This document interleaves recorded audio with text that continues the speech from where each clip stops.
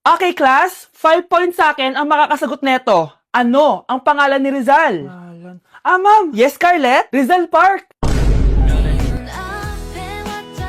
Anong Rizal Park? Jose Rizal yon. Diyos ko, mga bata ngayon. Siya ang pambansang... Ma'am, siya ang pambansang opa.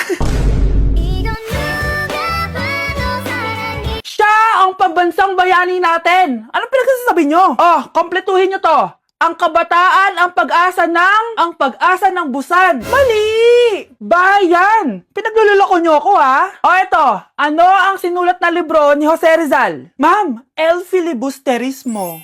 Imnida.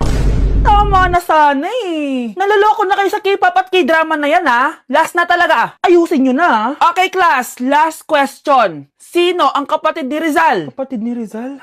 Ma'am. Eto, sure na ako sa sagot ko. Yes, Scarlett. Ang kapatid ni Rizal Park ay si... si Sandara Park. Class.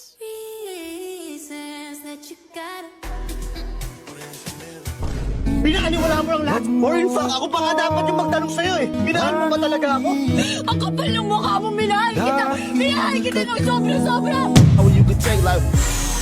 Going back to Honolulu just to get that Maui Wowie, that Maui.